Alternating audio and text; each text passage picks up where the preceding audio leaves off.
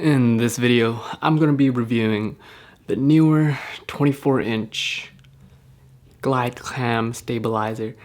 and I'm pretty sure it's the same thing as the Yelangu 60T.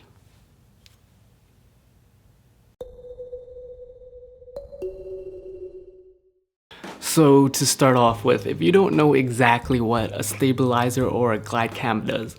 all essentially what it does is it allows you to have moving or tracking shots without spending $400 to $600 to $700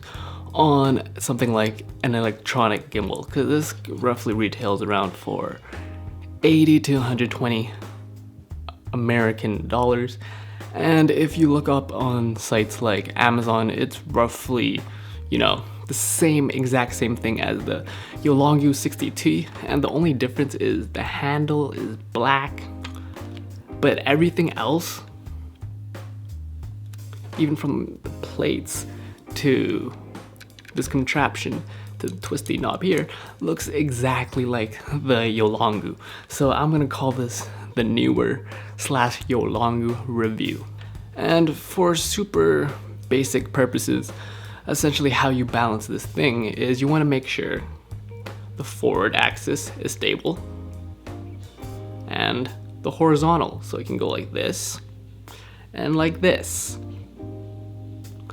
And how you essentially hold it, some people hold it in the front, some people hold it in the back, but personally I like to hold it like this, and with little pressure, no pressure I mean, you just hold it here so it acts as a guide so it doesn't turn while you're moving it. When you take it out of the initial packaging, it comes in this cute little carrying case with, 3 side weights that are metal attached to this little screw, and it has a lengthening rod as well as, a plate that can adjust left and right, forward and back. Also comes with its own mounting plate, which comes with a 3/8 screw and also another screw if your camera is not your standard screw for your tripods. But I'm assuming you already probably know how to use the stabilizer and how to balance it, and it's not really rocket science. It just takes a lot of patience to properly have it balanced so it's stable in the first place, and second, if you never actually used the stabilizer before, it takes a lot of muscle memory, and don't expect it to learn it within 5 minutes. I think the big difference between the price point of the Yelangu and the Neewer is that this is metal and it doesn't necessarily look like carbon fiber, and the Yelangu looks like it's carbon fiber, but everything else looks like exactly from the same manufacturer and the same company. But to the actual review of this, it does its job, right? You pay for what you get. And the whole point of stabilizer is it isn't necessarily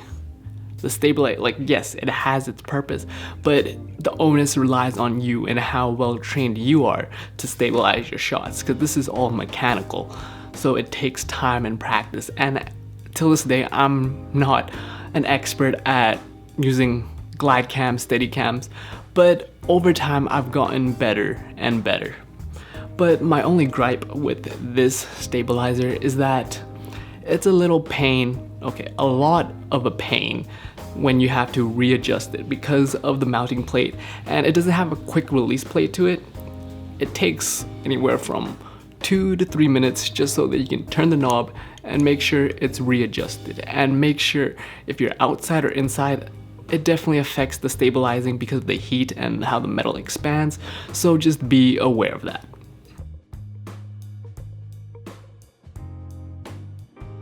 So in conclusion, the Neewer steadicam, glide cam, stabilizer, handheld, it does its job, and if you were on a budget or you had to look for your best bang for your buck, I would go with that. But if you had a little bit more of a budget, I would recommend something along the lines of the GlideCam HD 2000 or any of those upper end glide cams, because you pay for what you get. But if you're willing to deal with the quick 1 to 2 minute or 3 minute readjustment every time you put on the camera, and it's how it looks, then it does its job, and I'm not complaining. And as you can see clearly here in the footage, from the difference between handheld and me using this glide cam, is that it does its job, and I'm not complaining about it.